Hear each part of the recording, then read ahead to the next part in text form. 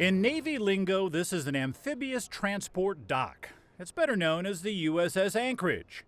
According to the Navy, it's a warship built for a dangerous world. All right, what do you got? Captain Brian Quinn is in charge of bringing the Anchorage online. He and his crew are working out the kinks on the 6-month-old state-of-the-art ship. That is to say, the capability for 400 sailors to take a ship and transport 800 Marines and all their equipment anywhere in the world they need to go.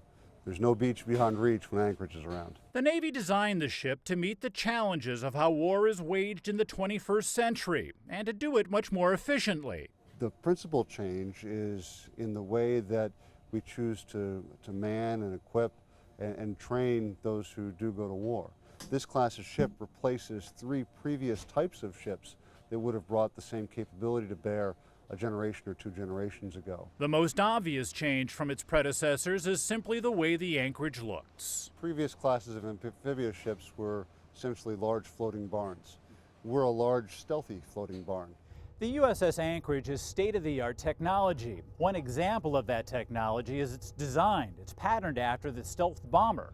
The ship's outer skin is lined with large flat panels mounted at angles. Like on the stealth bomber, the panels help deflect most radar waves. And while the outside looks futuristic, so does the inside. Everything comes through here to drive the ship through the water. This is essentially the engine room. It looks more like the bridge on the Star Trek Enterprise. All the engine controls is controlled from here. It's all electronics. The Anchorage has 4 engines. They're unmanned. Instead, the crew monitors their status through computers and TV cameras. So we can, eyes here, we got all the cameras, we can look through all our engine rooms. You look right there, there's the engine right there that we can look at and see what's going on. In fact, cameras now do a number of jobs sailors used to do. There are a lot more remote cameras around the ship that allow us to monitor different systems in ways that would have required sailors to be present and on watch during previous generations of ships. But the true business end of the warship is around back. This is where the USS Anchorage performs its mission of getting troops and equipment quickly into battle.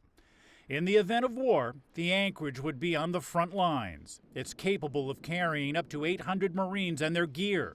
With the back gate lowered, the Marines leave the ship aboard landing craft. The Anchorage also provides air capability.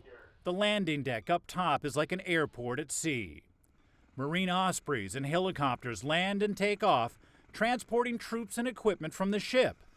Air and sea forces that the Navy says are highly mobile and powerful. I'll tell you, my job is to make sure this crew is ready to go whenever we get the call.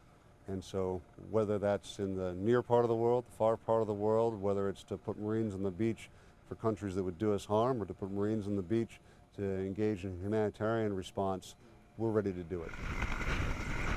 It's the mission of a new warship, the USS Anchorage, built for a dangerous world.